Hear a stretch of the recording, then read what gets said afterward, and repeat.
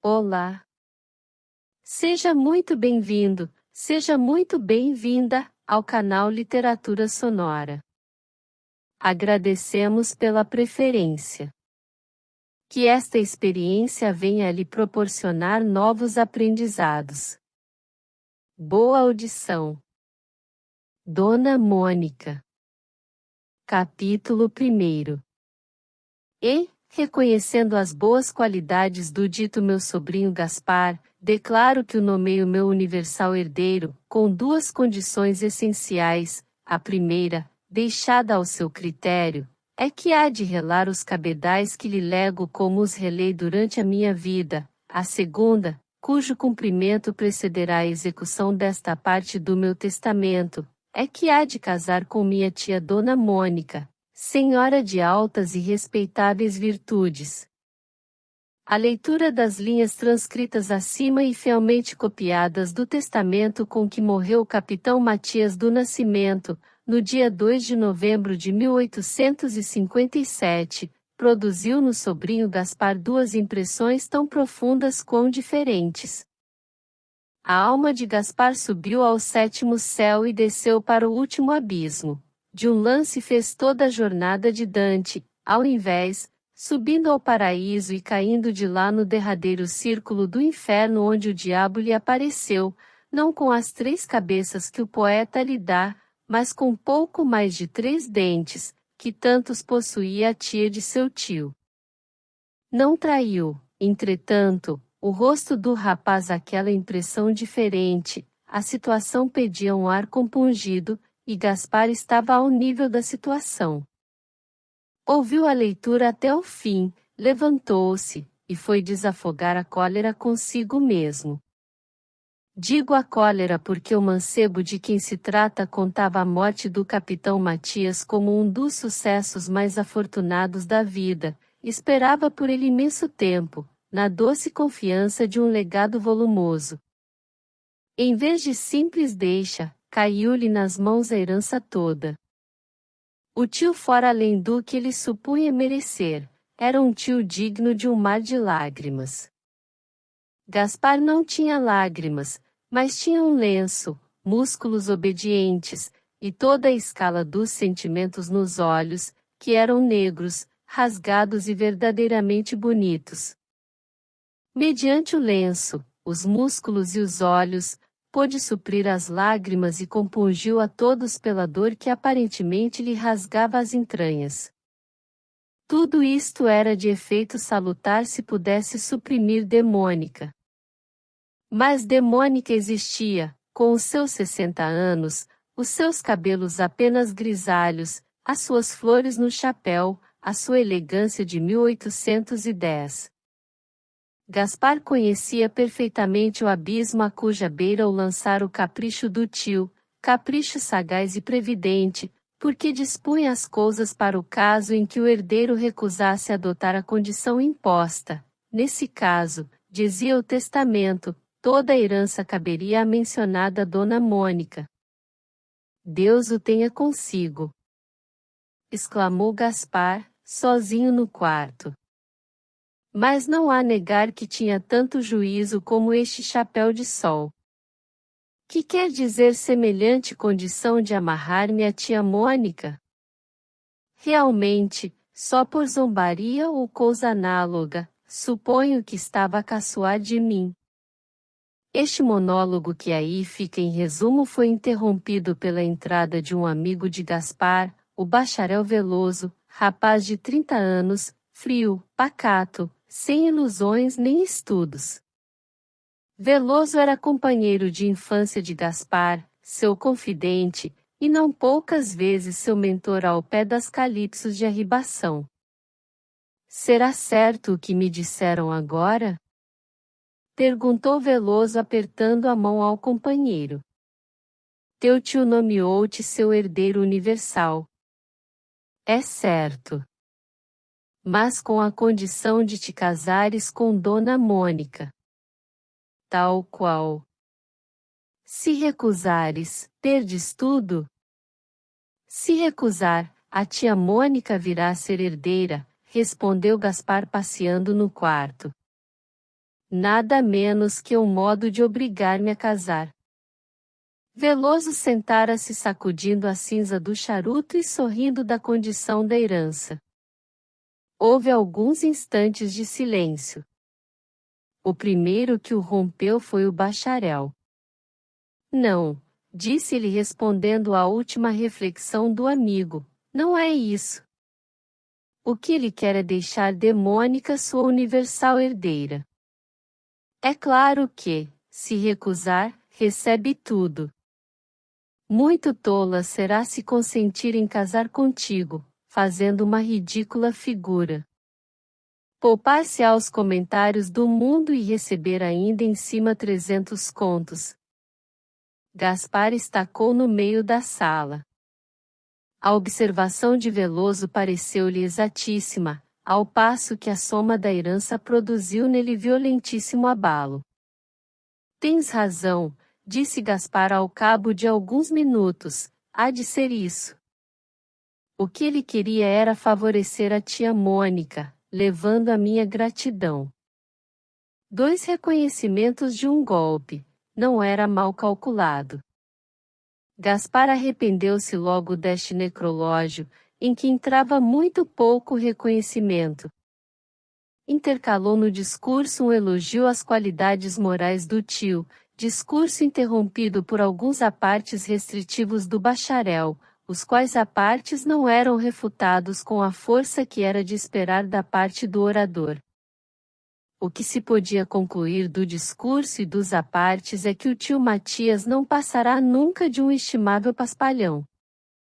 Há alguém que sente mais do que tu a cláusula do testamento, disse Veloso sorrindo, adivinhas, não? Lucinda? É impossível. O pai dela. Acreditas que o comendador? Acredito que entrava muito nos cálculos dele a provável herança de teu tio. Não direi que te recuse agora a filha, ainda que não seria para admirar. Pode ser que lhe não fosse indiferente um genro com dinheiro, observou Gaspar, não creio, porém, que a cláusula do testamento o leve a opor-se aos desejos da filha. Não digo que não.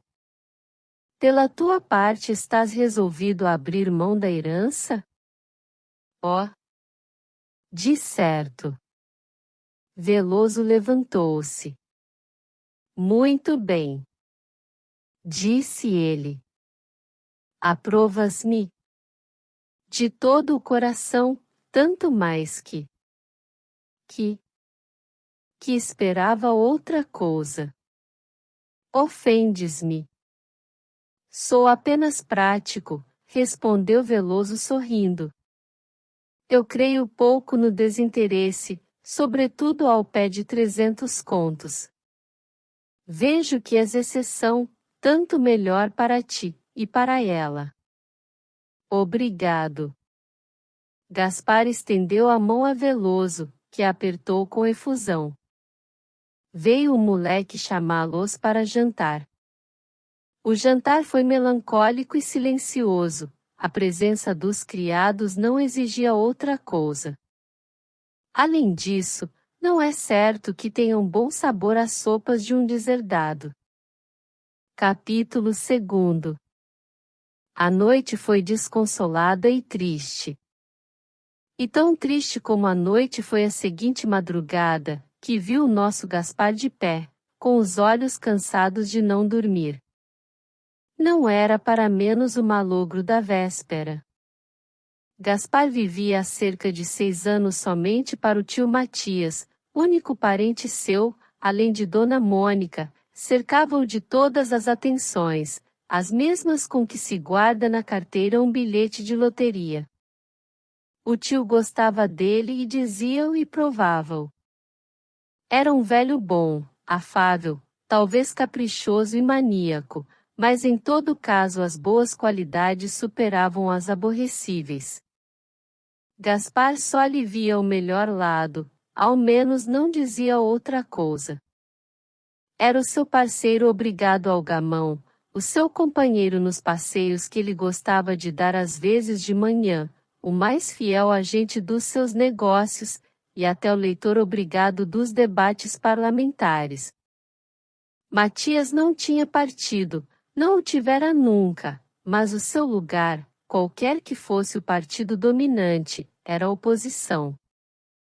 Nasceu oposicionista, como outros nascem governistas, pura questão de temperamento. Gaspar, que entendia tanto de política como de sânscrito, mostrava-se, entretanto, interessado e curioso e dava forte apoio às objurgatórias do velho Matias. Há hoje muito discurso? Perguntava este. Página e meia de jornal. Que maçada para ti! Maçada? Ora! Além do prazer que lhe dou, tenho eu próprio muito gosto em ver bater este governo sem critério. Já viu nada mais desconsolado? Não me fales nisso. E as colunas da folha caíam todas dos lábios de Gaspar nos ouvidos de Matias, intercaladas pelas ruidosas pitadas deste ou pelos comentários de um e outro. Ora, todo esse trabalho de tão longo tempo ficou repentinamente perdido. Os juros que ele contava receber do vasto cabedal de atenções, carícias, sorrisos, enfados de toda espécie, esses gulosos juros iam-se-lhe sem deixar o mínimo rasto e o pobre Gaspar voltava aos seus ordenados de modesto empregado público. O malogro era de afligir o mais pacato. Gaspar faltou à repartição, além dos 7 dias de nojo, mais uns 5, quase meio mês ao todo, que lhe foi descontado na folha do pagamento. Além disto, que era já bastante, aconteceu que um ou mais dos colegas souberam do testamento de Matias, da herança de Gaspar e da cláusula que aquele lhe pusera, resultando deste conjunto de fatos a convicção geral na repartição de que o casamento de Gaspar e de Dona Mônica era coisa certa. Um colega imediatamente inferior a ele chegou a pedir-lhe a sua intervenção para que o ministro lhe desse o lugar no dia em que ele, endinheirado, pedisse demissão. Qual demissão? Qual casamento? Respondeu desabridamente o pobre herdeiro, resposta que foi repetida de boca em boca entre os colegas e comentada durante 3 dias. Uma só coisa podia consolar é exagerado, fazer esquecer por alguns instantes o esvaecimento da herança, era Lucinda. Lucinda era uma mocinha de 17 anos, cabelos castanhos, olhos da mesma cor, rosto oval e pé de sílfide. O pé foi o laço em que o sobrinho de Matias caiu. A metáfora pode não ser nova nem bonita, mas é perfeitamente exata. Lucinda sabia que tinha um pé formoso, esguio, leve, como devem ser os pés dos anjos, um pé alado, quando ela valsava e deixava entrevê-lo todo no meio dos giros em que se deixava ir, sabia disso e gostava de que lhe admirassem o pé, daí resultava que, por mais comprido que fosse o vestido de Lucinda, não havia hipótese de estar ela sentada sem mostrar a pontinha do sapato. Et tout le monde sait qu'elle a les pieds de charme, podia dizer o poeta. Gaspar fazia como tout le monde, via o pé e adorava-o. Acontece que entre tantos admiradores, Lucinda só esperava um, aquele que lhe falava ao coração, esse foi Gaspar. O resto adivinha-se. Amaram-se, disseram-se e pediram-se, um ao outro. O comendador Lima, pai da moça, percebeu as conferências ideais e sentimentais entre o pé da filha e a alma do rapaz, e não lhe pareceu mau casamento. É bom moço, pensou ele, empregado sério e tem cabedais no horizonte, posso dar-lhe a pequena. Gaspar entendeu pelo rosto amável do comendador que o seu pedido não viria fora de propósito, e planeava o meio de requerer a moça com o consentimento do tio quando este se lembrou de mudar o domicílio passageiro pelo eterno, deixando-lhe o dinheiro e a tia. A situação mudará, contudo não lhe pareceu que o comendador mudasse muito com ela. Achou-o certamente mais reservado e algo frio, mas a filha estava tão contente que ele sentiu renascer e abalada confiança. Já sei que me deixas, disse a moça com um tom de tristeza cômica. Deixar-te.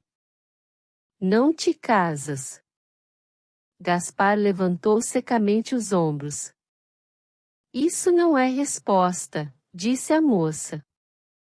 Que queres que te diga? Que me amas, que não me hás de trair. Lucinda.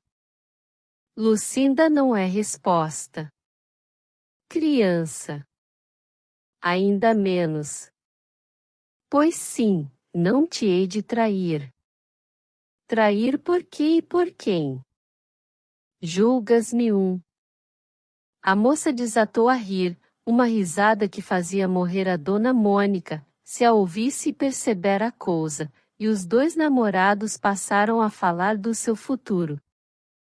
O que os namorados dizem de seu futuro não é coisa nova para ninguém, dizem tudo e não dizem coisa nenhuma, eloquência divina, que é melhor experimentar, que julgar, mas julgue-a quem não experimentá-la.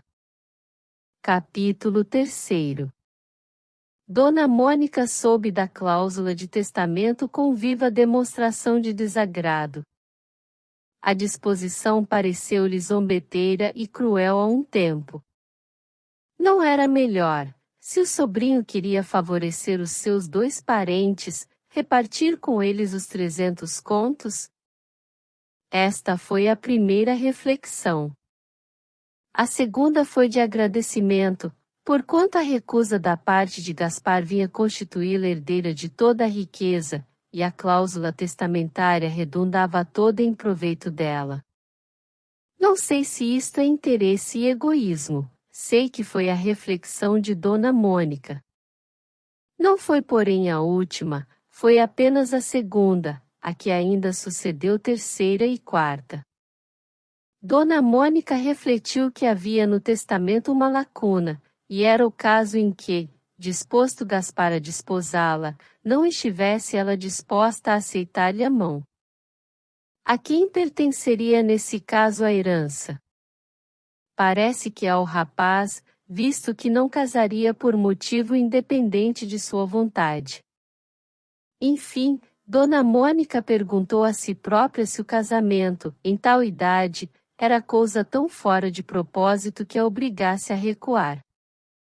A resposta foi negativa, por duas razões. A primeira é que o sobrinho Matias não disporia em testamento um absurdo, uma coisa que lhe ficasse mal a ela. Sempre o conhecera respeitoso e seu amigo. A segunda é que ela mesma sentia em si alguns restos das graças de outro tempo. Dona Mônica relanceou os olhos para o espelho, compôs as duas tranças do cabelo, presas sobre a nuca, a fim de lhes dar um ar menos sustoso, estudou-se com atenção, e concluiu que, se não era moça, não era de todo rejeitável. Uma ideia desta é mais difícil de nascer que de morrer. Uma vez nascida no espírito de Dona Mônica, entranhou-se-lhe como uma verruma. 24 horas depois era a resolução assentada, mas, como a consciência busca muita vez iludir-se a si própria, Dona Mônica lançava a resolução à conta da afeição que tinha ao rapaz. Que razão tenho eu para retardar a herança que o tio lhe deixou, dizia ela dentro de si. Aceitando o casamento, evito chicanas e perda de tempo. Demais é sempre digna de respeito a última vontade de um morto. Gaspar foi ter com a tia-avó, alguns dias depois de voltar à secretaria. Ia resolvido a dizer-lhe francamente a razão que tinha para não aceitar a condição imposta pelo tio, razão que o leitor sabe ser o amor de Lucinda, além do horror que inspirava a ideia de obedecer naquele ponto ao tio. Dona Mônica vestira-se nesse dia com singular apuro. Tinha um vestido de gorgorão preto, sério na cor, mas risonho na forma, que era um complicado de folhos e babados. Os cabelos dobravam-se em bandós e enquadravam-lhe o rosto, cuja expressão não era severa nem desconsolada. Dona Mônica deixava-se estar na poltrona, quando lhe anunciaram o sobrinho. A poltrona era larga, pouco mais larga que a tia do capitão, que tinha as formas amplas e refeitas. Bem-vindo seja o senhor Gaspar! Exclamou ela logo que o viu assomar à porta. Cuidei que nunca mais queria ver a sua única parenta. Que ideia!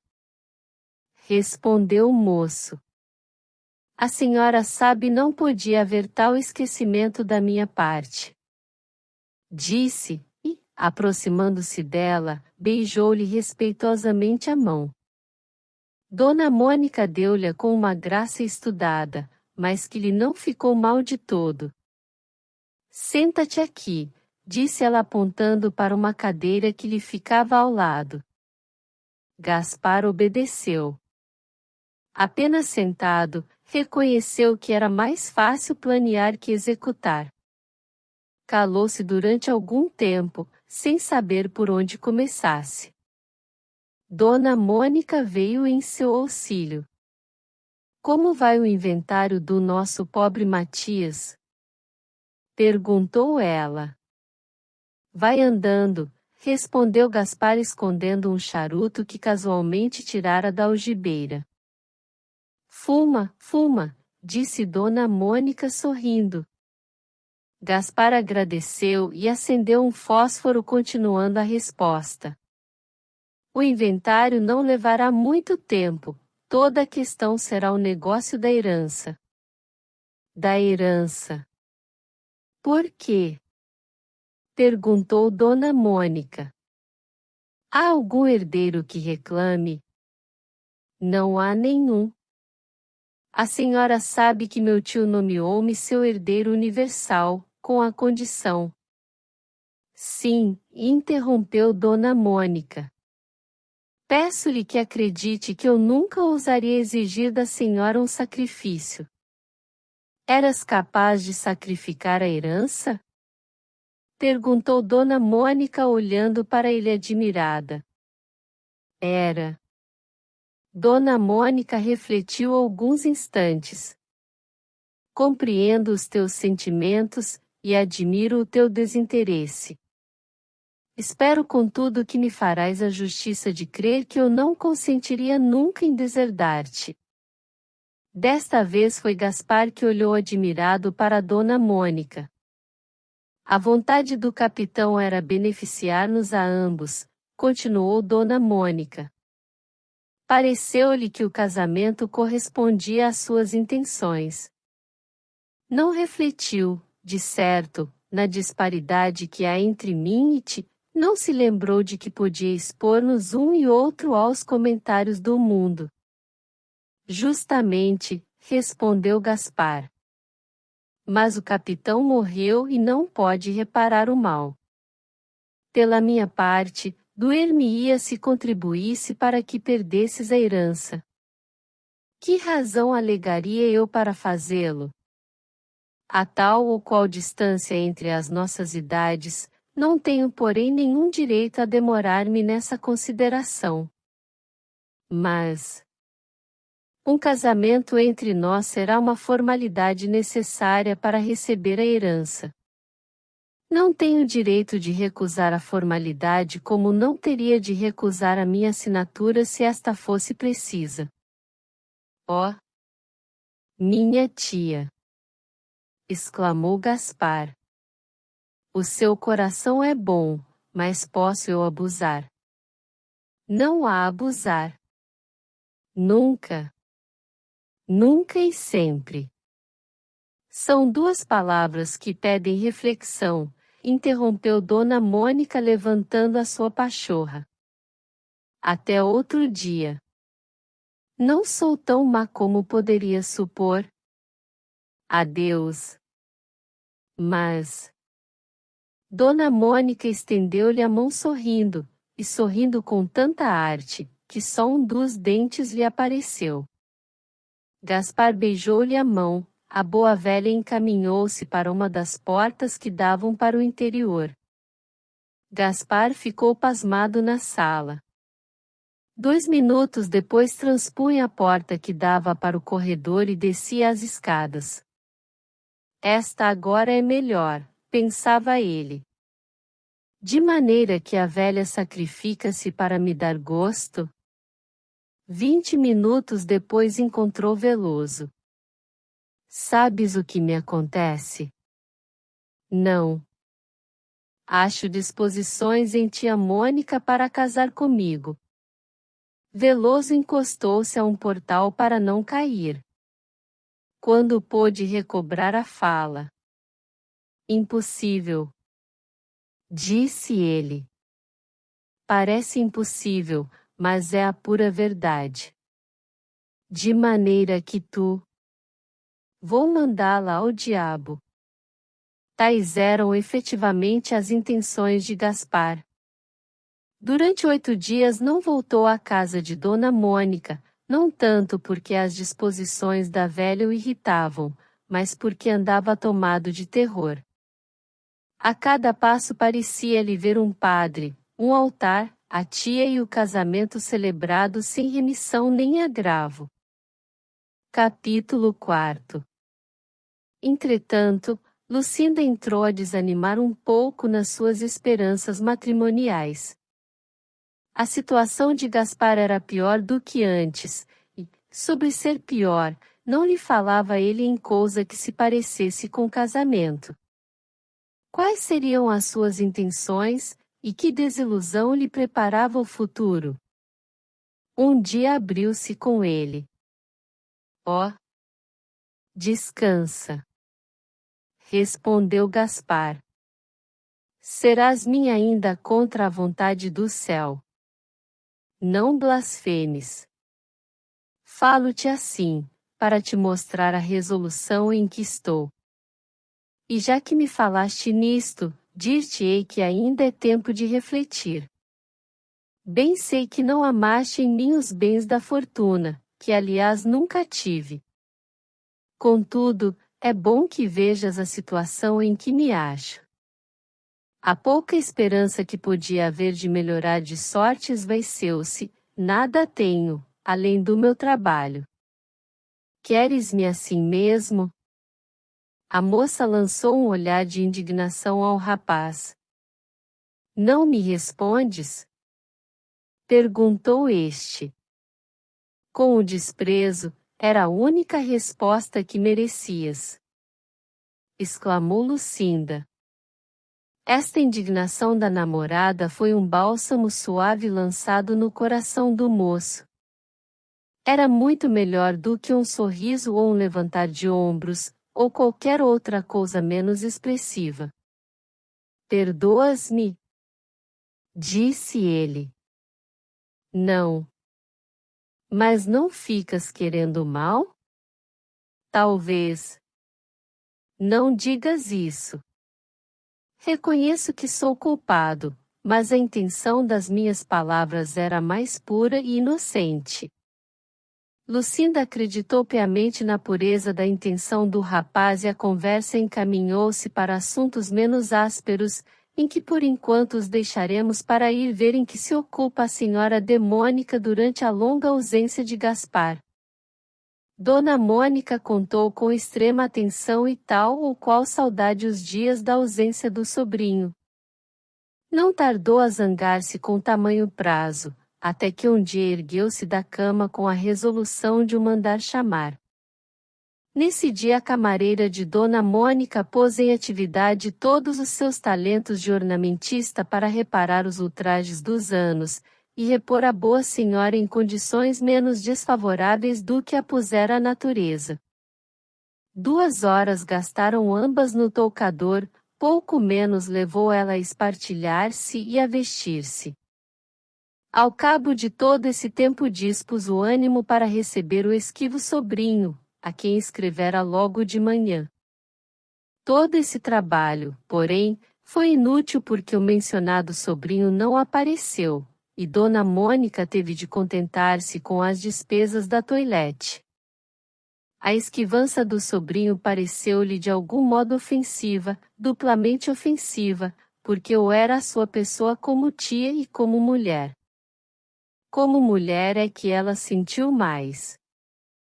Ao mesmo tempo refletiu no caso, e hesitou em crer que o rapaz, sem forte motivo, se dispusesse a perder nada menos que uma gorda aposentadoria.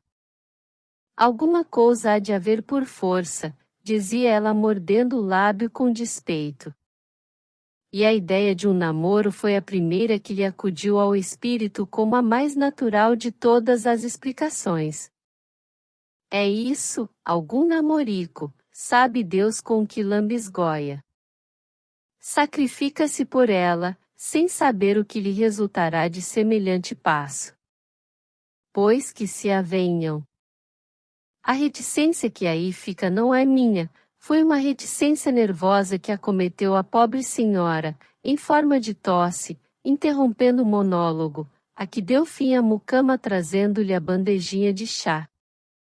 Dona Mônica tomou 2 ou 3 goles dele, e deitou-se daí a alguns minutos. O sono não veio prontamente, mas veio, enfim, cheio de sonhos cor-de-rosa em que Dona Mônica viu realizados todos os seus desejos. No dia seguinte os bons dias que recebeu foi uma carta de Gaspar. Dizia-lhe ele, respeitosamente, que era obrigado a renunciar à honra imposta por seu tio e à herança que lhe adivinha dela, visto ter uma afeição anterior ao testamento do capitão Matias, afeição séria e decisiva. Consultaria, entretanto, um advogado para liquidar o ponto e saber se a tia podia ser defraudada de alguma parte da herança, coisa que ele evitaria por todos os meios possíveis. A carta era singela, nobre e desinteressada, por isso mesmo o desespero de Dona Mônica foi aos últimos limites. Gaspar não remeteu aquela carta sem consultar o seu amigo Veloso, que a ouviu ler e aprovou com restrições. A carta seguiu seu destino, e Gaspar interrogou o bacharel sobre o que achava ele que dizer ao desengano contido na epístola. Acho que o desengano é franco demais. Não é bem isto que eu quero dizer. Acho que não deixas nenhum caminho para voltar atrás. Voltar atrás? Perguntou Gaspar admirado. Sim. Mas por quê? Porque não se despedem tão levianamente 300 contos. Amanhã podes pensar de modo inteiramente diverso do que pensas hoje. Nunca. Nada de afirmações temerárias. Gaspar levantou os ombros e fez um gesto de tédio, a que Veloso respondeu sorrindo. Gaspar lembrou-lhe que, logo que fora aberto o testamento e conhecidas as disposições de seu tio, Veloso lhe aprovara a resolução de não aceitar o casamento imposto. É verdade, retorquiu este, mas, se é bonito o ato, não impede que absolutamente o devais praticar, nem que seja a prova de juízo seguro. Nesse caso, parece-te que não cedes a considerações de dinheiro, o que é prova de honestidade, mas que não há remédio se não ceder alguma vez a elas, o que é prova de reflexão. A mocidade passa e as apólices ficam. Gaspar engoliu um discurso que lhe veio à ponta da língua, discurso de indignação, todo inspirado por seus brios ofendidos, limitou-se a dizer que no dia seguinte ia pedir a mão de Lucinda e que se casaria no mais breve prazo. Veloso deu-lhe os parabéns, e Gaspar foi dali redigir a carta do pedido ao comendador. A carta de Gaspar não chegou à notícia do narrador do caso, mas há motivos para crer que era obra acabada como simplicidade de expressão e nobreza de pensamento. A carta foi enviada no dia seguinte. Gaspar aguardou a resposta com a ansiedade que o leitor pode imaginar. A resposta não veio imediatamente como ele cuidava que seria. Esta demora fê-lo curtir dores cruéis. Escreveu um bilhete à namorada que lhe respondeu com 3 ou 4 monossílabos tétricos e misteriosos.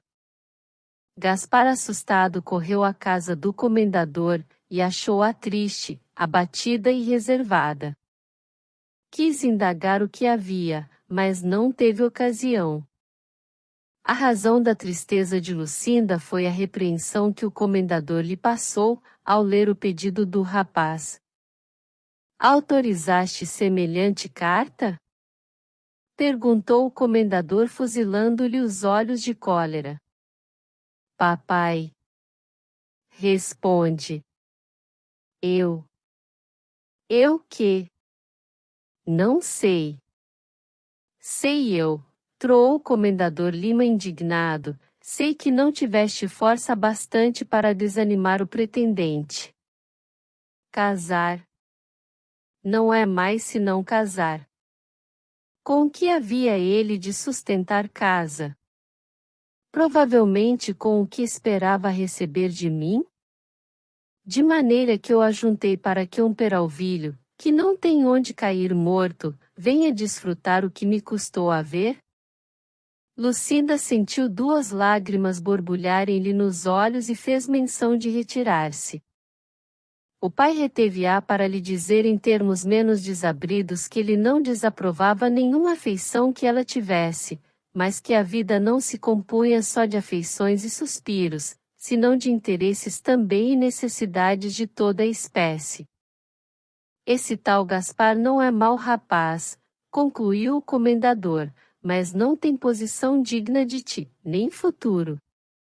Por ora tudo são flores, as flores passam depressa, e quando tu quiseres um vestido novo ou uma joia, não hás de mandar à modista ou ao joalheiro um pedaço do coração de teu marido. São verdades que deves ter gravadas no espírito, em vez de te guiares somente por fantasias e sonhos. Ouviste? Lucinda não respondeu. Ouviste? Repetiu o comendador. Ouvi. Não basta ouvir, é necessário digerir, disse sentenciosamente o pai. E com este aforismo concluiu o diálogo, direi antes o monólogo, deixando na alma de Lucinda poucas esperanças de casamento, ao menos imediato como ela supunha e desejava que fosse. Tal é a explicação da tristeza e reserva com que recebeu o rapaz naquela noite. Facilmente se crê que Gaspar não saísse dali com a cara alegre. Nem acharei entre os leitores nenhum tão incrédulo que duvide de que o pobre namorado ficou tão fora de si, que não atinou com a maneira de abrir a porta, e afinal quebrou a chave, pelo que achou-se no meio da rua, a 1 hora da noite, sem ter onde ir dormir. Sem casa nem esperanças é suplício excessivo. Gaspar teve ideia de ir ter com Veloso e passar a noite com ele, derramando no seio do amigo todas as suas queixas e tristeza. Só ao cabo de 5 minutos é que se lembrou de que o bacharel morava no Pedregulho. Consultou a algibeira, cuja resposta foi a mais desanimadora possível. Nestas circunstâncias ocorreu-lhe a melhor solução que podia ter naquela crise: ir pedir pousada a Dona Mônica. Ela morava na Rua dos Inválidos e ele achava-se na Rua do Conde. Embicou para lá, tão cheio de suas mágoas, que nem lhe lembravam as que podia ter causado a tia. Ali chegando, foi-lhe facilmente aberta a porta. Um escravo dormia no corredor, e não teve dúvida em franquear-lhe a entrada desde que reconheceu a voz de Gaspar. Este contou ao escravo o que lhe acontecerá. À vista disto, concluiu ele, arranja-me aí um lugar com que passe a noite, mas sem acordar titia. Dona Mônica tinha 2 quartos trastejados para hóspedes, Gaspar foi acomodado em um deles. Capítulo 5.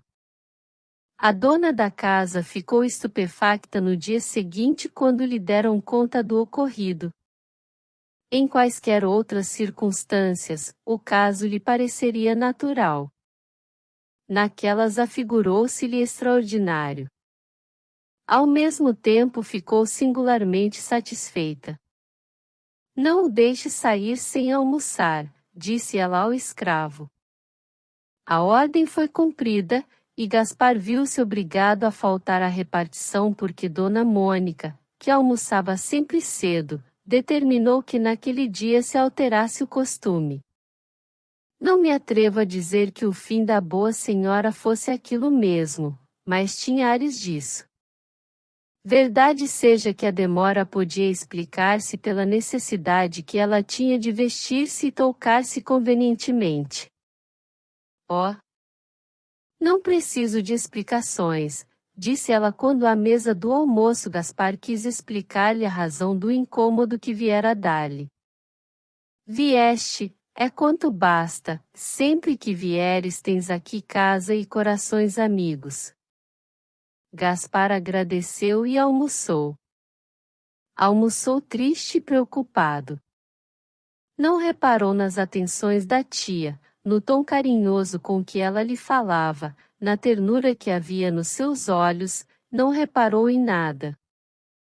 Dona Mônica, pelo contrário, reparou em tudo, viu que o sobrinho não estava senhor de si. Hás de me contar o que tens, disse ela quando ficaram sós os dois. Não tenho nada. Não me iludas. Nada tenho, passei a noite mal. Dona Mônica não acreditou, mas não insistiu. O sobrinho, entretanto, sentia necessidade de desabafar com alguém, e não tardou em expor tudo à velha parente, que o ouviu com religiosa atenção. Não me admira nada disso, observou ela quando ele acabou a narração, é naturalíssimo. Alguma traição? Podia ser, mas não é necessário suspeitar traição para explicar a mudança dessa moça. Parece-me que ela amava um herdeiro, e que... Oh! Impossível! Por que impossível? Se eu lhe digo que a achei triste e abatida. O pai, sim, é possível que o pai se oponha. Também creio. Mas a vontade do pai? A vontade do pai há de vencer a da filha, seus conselhos a persuadirão, disse Dona Mônica sorrindo. Que admira! É o que acontece com moças que sonham no casamento um perpétuo baile. Gaspar ouviu cabisbaixo e triste o que lhe dizia a velha parente. Seu coração batia com força, à medida que o espírito ia admitindo a plausibilidade da opinião de Dona Mônica. Ao mesmo tempo surgiam-lhe na memória as provas de afeto que Lucinda sempre lhe dera, o desinteresse manifestado mais de uma vez, e enfim a indignação com que ainda recentemente lhe responderá uma insinuação acerca da herança. Dona Mônica, pela sua parte, mostrava os inconvenientes em certa ordem de casamentos comparados com outros, menos românticos mas muito mais sólidos. Gaspar não ouviu, ou ouviu mal a preleção da tia. Tinha perdido a repartição, saiu para ir rondar a porta da namorada. Na primeira ocasião em que pôde falar a sós com ele, foi daí a 2 dias, Lucinda referiu-lhe o discurso e os conselhos do pai, e pediu-lhe que tivesse paciência e esperasse. Gaspar jurou por todos os santos do céu que esperaria até a consumação dos séculos. A moça podia responder que provavelmente nessa época não estaria em idade de casar, não lhe acudiu porém a resposta e continuou a lastimar-se com ele do despotismo dos pais e das exigências sociais. Gaspar saiu dali disposto a fazer uma estralada. Vagou longo tempo nas ruas sem assentar em coisa nenhuma, até que foi acabar a noite no primeiro teatro que achou aberto. Na peça que se representava havia um namorado em condições iguais às dele, que acabava matando-se. Gaspar achou que a solução era violenta demais. "Oh, eu morrerei por mim mesmo!" exclamou ele saindo do espetáculo. Talvez julgasse que entre a vida e a morte havia lugar para um bife de grelha, porque o foi comer em um hotel próximo. A ceia diminuiu-lhe o horror da situação. Gaspar dormiu tranquilo a noite inteira. No dia seguinte acordou tarde, e faltou à repartição, como usava fazer algumas vezes, e seu espírito, mais que nunca, era avesso ao expediente. Lembrou-se de ir dar um passeio a Niterói para distrair-se. Embarcou e recolheu-se todo em si, olhando para o mar e o céu. Pouca gente havia perto, ainda assim, e por mais absorto que ele estivesse, não pôde obstar que lhe chegasse aos ouvidos o seguinte pedaço de conversa entre dois sujeitos desconhecidos. "É o que lhe digo, não caio nessa." "Mas por quê?" "Porque não tenho certeza de ganhar um conto de réis e arrisco-me a perder 10 ou 12. "Não creio." "É arriscadíssimo." "Você é um medroso." "Medroso, não, prudente." "Prudente como quem lhe custou arranjar um peculiozinho." "Peculiozinho?" "Maganão. Confesse que você tem aí os seus 100 contecos." Por aí, por aí." Gaspar suspirou e olhou para o passageiro que dizia possuir 100 contos. Era um homem de cerca de 40 anos, vestido com asseio, mas sem apuro nem elegância. A barca chegava a São Domingos. O interlocutor do homem desembarcou, enquanto o outro ficou para ir a Niterói. Logo que a barca tomou este caminho, Gaspar aproximou-se do desconhecido. "Não me dirá", disse ele, "como é que Vossa Senhoria arranjou 100 contos de réis?" O desconhecido olhou espantado para a pessoa que lhe fazia esta pergunta e ia responder-lhe descortesmente, quando Gaspar continuou nos termos seguintes: "Espanta-se naturalmente do que lhe digo, e tem razão, mas a explicação é simples. Vossa Senhoria vê em mim um candidato a 100 contos de réis, ou a mais." "Mas é melhor", tornou o desconhecido sorrindo. "Bastam-me 100. Pois o segredo é simples." "Qual é?" "Ganhá-los." "Oh, isso é difícil, bem sei, leva anos." "Quantos anos levou o senhor?" "É muito curioso." "Oh, se eu lhe contar a minha situação, compreenderia a singularidade da minha conversa." O desconhecido nenhuma necessidade sentiu de saber a vida de Gaspar, e dirigiu a conversa para as vantagens que podem dar os bens da fortuna. Foi o mesmo que lançar lenha no fogo.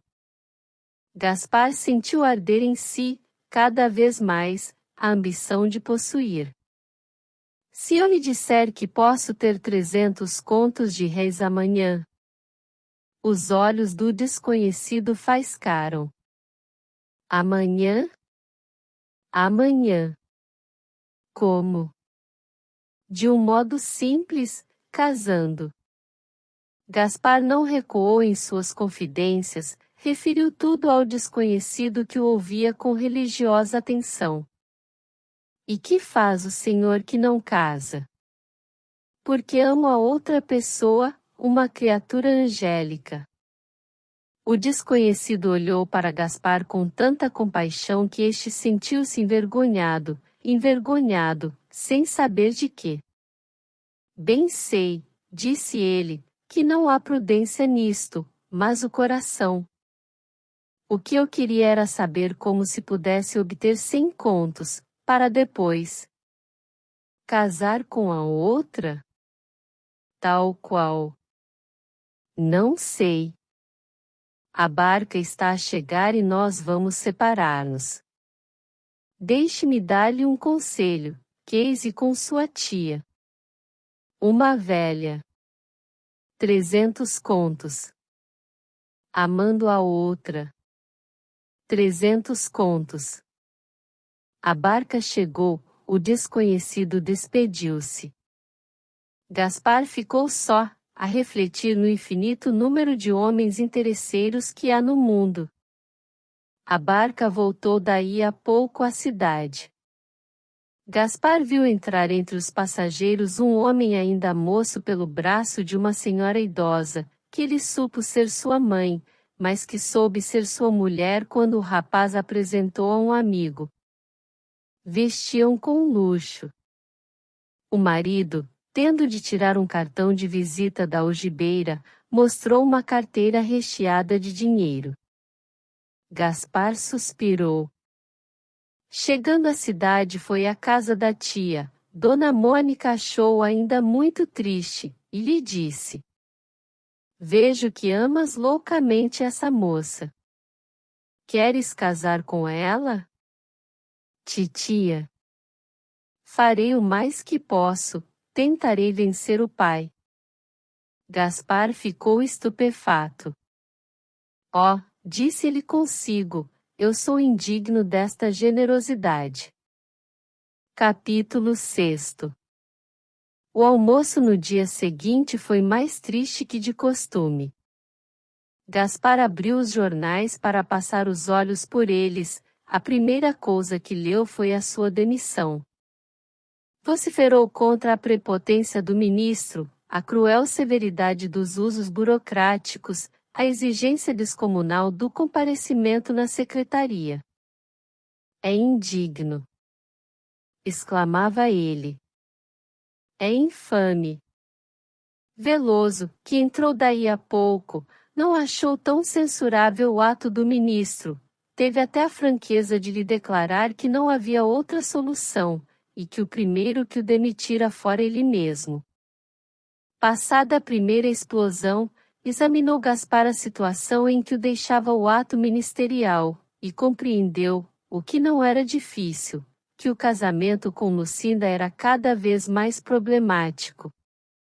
Veloso foi da mesma opinião, e concluiu que um único meio lhe restava, era casar com Dona Mônica. Gaspar foi nesse mesmo dia à casa de Lucinda. O desejo de a ver era forte, muito mais forte era a curiosidade de conhecer de que maneira receberá ela a notícia da sua demissão. Achou-a um pouco triste, mas ainda mais fria que triste. 3 vezes procurou estar a sós com ela, ou pelo menos falar-lhe sem que pudessem ouvi-los. A moça parecia esquivar-se aos desejos do rapaz. Será possível que ela despreze agora o meu amor? Perguntava ele a si mesmo ao sair da casa da namorada. Esta ideia irritou-o profundamente.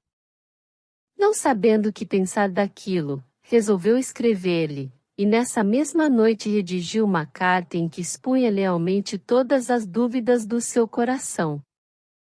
Lucinda recebeu a carta no dia seguinte às 10 horas da manhã, leu-a, releu-a, e pensou muito antes de responder. Ia lançar as primeiras linhas da resposta, quando seu pai entrou na saleta onde ela se achava.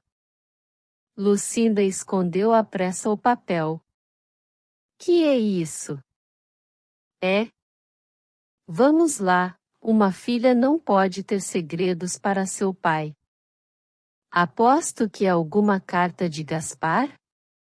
Pretendente demitido é realmente. Lucinda dera-lhe a carta, que o pai abriu e leu. Tolices! Disse ele. Dás-me licença? Dizendo isto, rasgou a carta e aproximou-se da filha. Verás mais tarde que eu sou mais teu amigo do que pareço. Perdão, papai, disse a moça, eu ia responder que não pensasse mais em mim. Ah! Não foi o seu conselho? O pai refletiu algum tempo. A resposta era de certo boa, observou ele, mas a melhor resposta é nenhuma. Em ele se desenganando por si mesmo, não insiste mais. Tal é a explicação da falta de resposta à carta de Gaspar. O pobre namorado esperou 2 dias, até que desenganado foi à casa do comendador. A família tinha ido passar alguns dias fora da cidade. A sorte persegue-me! Exclamou furioso o sobrinho do finado capitão. Um de nós há de vencer. Para matar a tristeza e ajudar o duelo com o destino, procurou fumar um charuto, meteu a mão na algibeira e não achou nenhum. A carteira apresentava a mesma solidão. Gaspar deixou cair os braços com desânimo. Nunca mais negra e viva se lhe apresentará ante os olhos a sua situação. Sem emprego, sem dinheiro, sem namorada e sem esperanças, tudo era perdido para ele. O pior é que sentia-se incapaz de domar o destino, apesar do desafio que lhe arremessara pouco antes. Pela primeira vez a ideia dos 300 contos do tio lhe reluziu ao longe como uma plausibilidade. A visão era deliciosa, mas o único ponto negro apareceu logo dentro de um carro que parou a poucos passos dele. Dentro do carro ia Dona Mônica, ele viu-a inclinar-se pela portinhola e chamá-lo. Acudiu como bom sobrinho que era. Que fazias aí? Ia para casa. Anda jantar comigo. Gaspar não podia trocar uma realidade por uma hipótese, e aceitou o conselho da tia. Entrou no carro. O carro partiu. Seria ilusão ou realidade? Dona Mônica pareceu-lhe nessa ocasião menos velha do que antes achava. Ou fosse da toilette, ou de seus olhos, a verdade é que Gaspar viu-se obrigado a reformar um pouco o juízo anterior. Não a achou moça, mas a velhice pareceu-lhe mais fresca, a conversa, mais agradável, o sorriso, mais meigo e o olhar, menos apagado. Estas boas impressões foram bom tempero ao jantar, que aliás era excelente. Dona Mônica mostrava-se, como sempre, carinhosa e boa. Gaspar demorou-se ali até perto das 10 horas da noite. Voltando a casa, refletiu que, se porventura pudesse casar com outra pessoa que não fosse Lucinda, casaria com Dona Mônica, sem nenhum desar nem arrependimento. Não é moça, pensou ele, mas é boa alma e são 300 contos. 300 contos. Este algarismo perturbou o sono do rapaz. Primeiramente custou-lhe a dormir, ele via 300 contos em cima do travesseiro, no teto, nos portais, via-os transformados em lençóis, encortinados, em cachimbo turco. Quando conseguiu dormir, não conseguiu livrar-se dos 300 contos. Sonhou com eles a noite inteira, sonhou que os comia, que os cavalgava, que os dançava, que os expirava, que os gozava, em suma, por todos os modos possíveis e impossíveis. Acordou e reconheceu que tudo fora sonho. Suspirou. E tudo isto sacrifico eu por causa dela! Exclamou ele. Merecê-lo-á? Merecerá que eu padeça tantas privações, que abra mão de um bom casamento para ser desprezado deste modo? Não lhe respondendo ninguém a esta pergunta, fê-lo ele próprio, e a resposta foi que a moça não merecia tamanho sacrifício. Contudo, sacrificar-me-ei. Concluiu ele.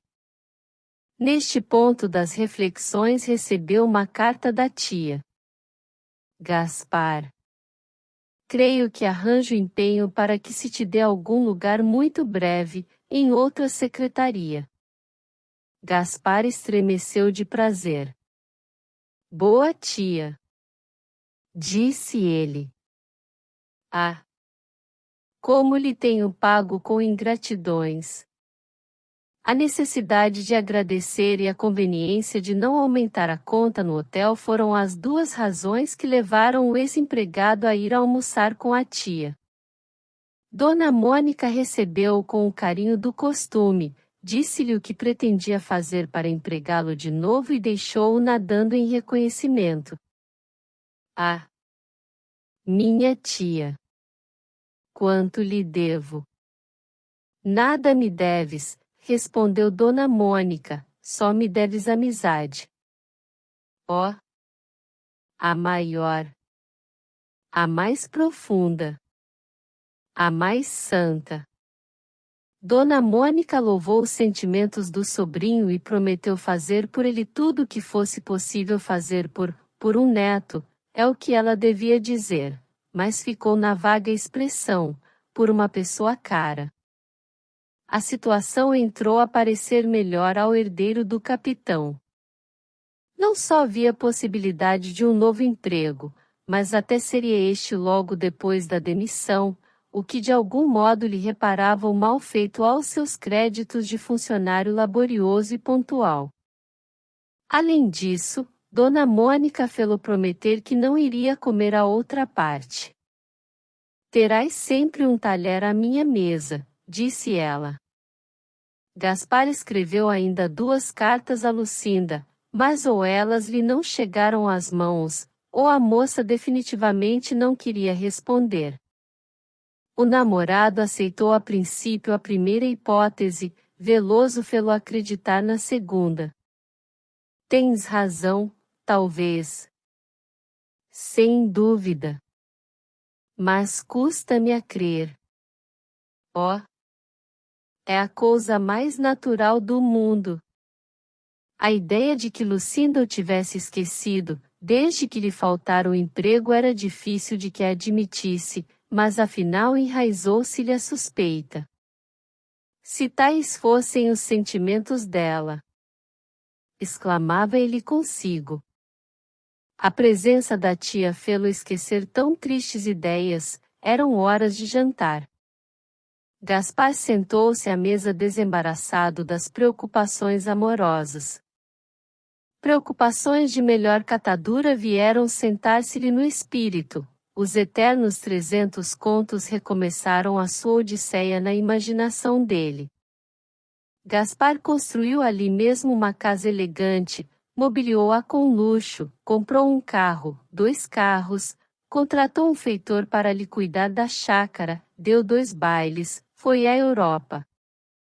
Chegaram estes sonhos até a sobremesa. Acabado o jantar, viu ele que tinha apenas a demissão e uma promessa. Na verdade, sou um pedaço de asno, exclamou ele. Pois tenho a fortuna nas mãos e hesito? Dona Mônica levantara-se da mesa, Gaspar foi ter com ela. Sabe uma coisa em que estou pensando? Perguntou. Em matar-te. Em viver. Pois vive. Mas viver feliz. Já sei como. Talvez não saiba dos meus desejos. Eu, titia. Ia ser mais franco. Mas depois de encarar o abismo, quase a cair nele, recuou. Era mais difícil do que lhe parecia, aquilo de receber 300 contos. A tia, porém, compreendeu que o sobrinho voltava a adorar o que havia queimado. Não tinham outro fim todos os seus desvelos. Gaspar adiou a declaração mais explícita e sem que com isto perdesse a tia, porque os vínculos se foram apertando a mais e mais, e os 300 contos de todos se sentaram na alma do moço. Estes aliados de Dona Mônica derrotaram completamente o adversário. Nem tardou que ele comunicasse a ideia a Veloso. Tinhas razão, disse ele, devo casar com minha tia e estou disposto a fazê-lo. Ainda bem. Devo satisfazer o desejo de um morto, sempre respeitável e enfim corresponder aos desvelos com que ela me trata. Perfeitamente. Já lhe falaste? Não, falarei amanhã. Ânimo.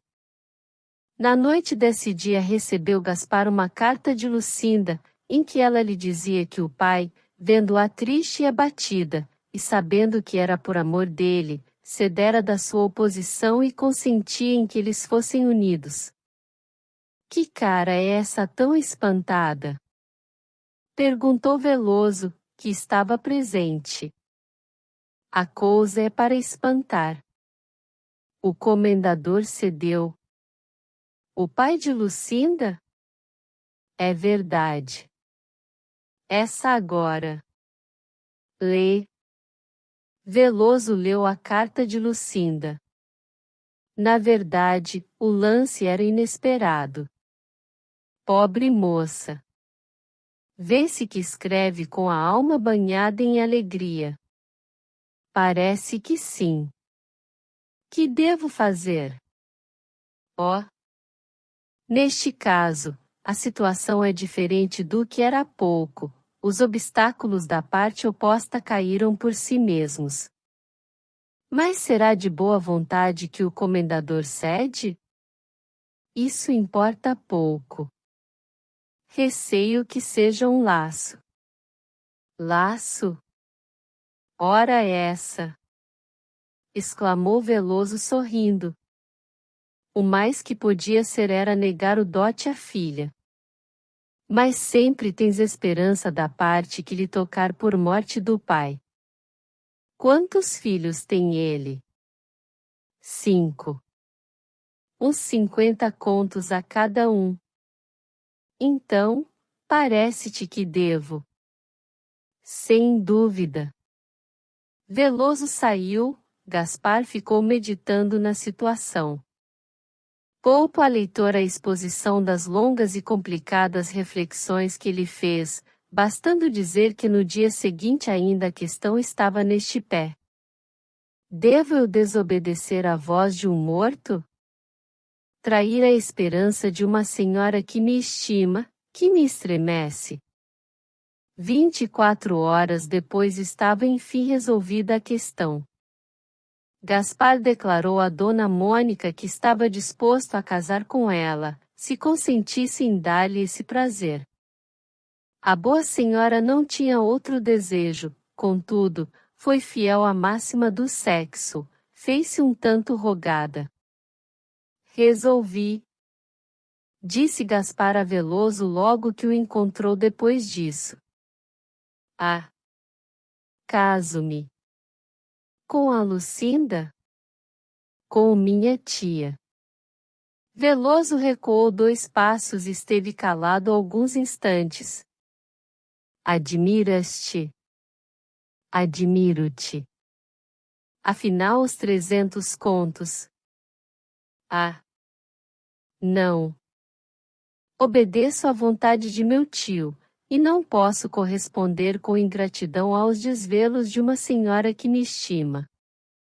Será isto poesia, talvez me acusarás de romanesco, mas eu penso que sou simplesmente honrado e leal.